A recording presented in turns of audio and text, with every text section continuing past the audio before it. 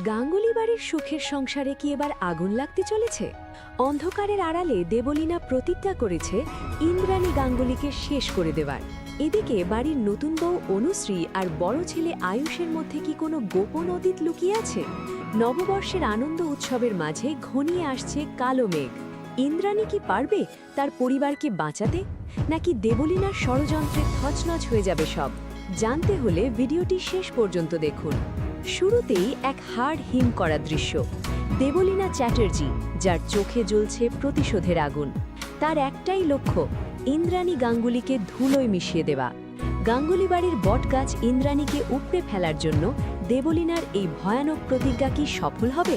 ওদিকে গাঙ্গুলি ম্যানশনে তখন উৎসবের আমেজ। 2026 সালকে বরণ করে নিচ্ছে সবাই। কিন্তু এই আলোর নিচেই কি জমে আছে গভীর অন্ধকার? ঈশান তার মাকে চমকে দেবার জন্য রাগের অভিনয় করলেও আসল নাটক তো চলছে অন্য কোথাও। আপনারা কি লক্ষ্য করেছেন বাড়ির বড় ছেলে আয়ুষ আর নতুন বউ অনুশ্রীর মধ্যে সেই অদ্ভুত মুহূর্তটা? ঈশানের সামনে তারা স্বাভাবিক থাকার চেষ্টা করলেও তাদের চোখের ভাষায় যেন লুকিয়ে আছে কোনো এক নিষিদ্ধ অতীত। সকাল হতেই ইন্দ্রাণী দেবী নিলেন এক বড় পদক্ষেপ। প্রেস কনফারেন্সে তিনি ঘোষণা করলেন নতুন ফাউন্ডেশনের নাম, আর সব দায়িত্ব তুলে দিলেন ছোট ছেলে আর নতুন বৌমার কাঁধে। কিন্তু প্রশ্ন হলো, অনুশ্রী কি সত্যি এই দায়িত্বের যোগ্য, নাকি তার মনের ভেতর চলছে অপরাধ বোধের খেলা? সাংবাদিকের প্রশ্নে অনুশ্রীর মুখ শুকিয়ে যাওয়া কি কোনো ঝড়ের ইঙ্গিত? বাইরে ওত পেতে আছে শত্রু, আর ঘরের ভেতরেই কি লুকিয়ে আছে বিভীষণ?